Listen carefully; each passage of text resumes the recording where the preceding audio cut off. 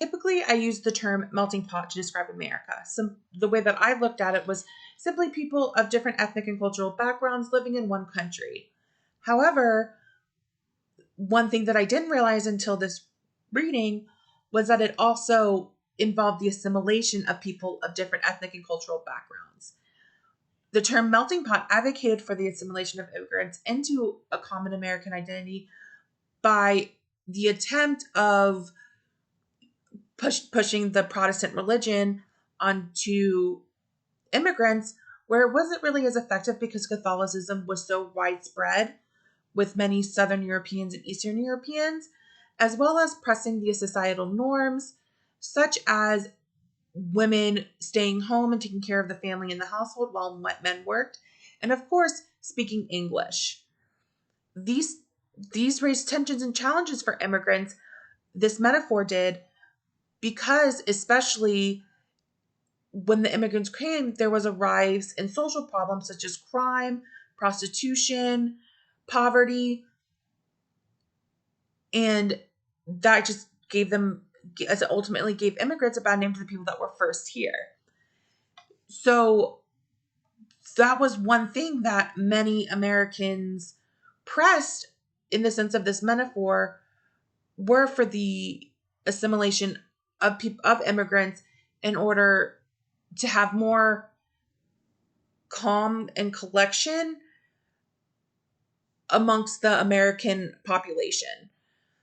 However, tensions arose and challenges immigrants faced for the stereotypes that they faced in results of what they termed immigrants being of different ethnic and cultural backgrounds, speaking different languages, and practicing different religion, such as Catholicism at the time. One thing that really wanted to happen was the Americans wanted them to assimilate to Protestant. I do believe, and from what I've read, that this was so difficult because Catholicism could reach so many people and were spoken and was taught with under so many different languages, and ultimately, which held from a letter from the Pope saying you can't stop people from practicing their religious beliefs, kind of surrendered the ability for them to say that Catholicism wasn't able to be taught, but they did it under the context of English being the way that it was taught. One, racial tensions from multiple Americans did arise as well.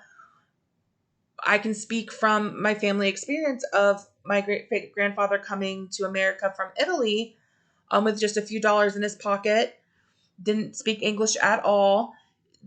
My great grandmother spoke very little.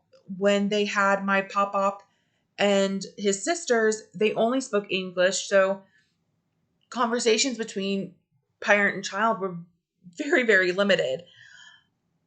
Also the tension between people at school that he faced. He was very active in sports, and he was called a WAP, which means without papers, during a basketball game, and he subsequently punched the guy in the face.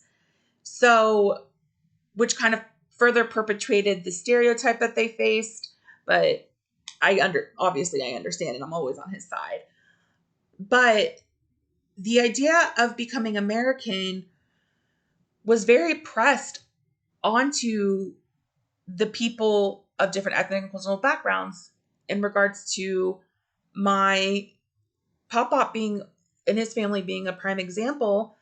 And additionally, my family that I have now, my sisters and cousins are the first children born that aren't 100% Italian.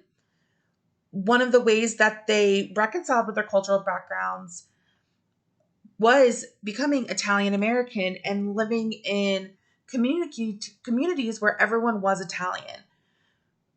So they were able to practice their normal cultural backgrounds and traditions while simultaneously living in America, going to American schools, and actively being part of the American identity.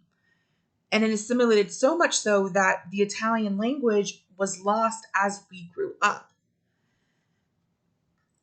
And today it's even further seen by people in my family who have adopted a more conservative approach to American politics and the American way of life.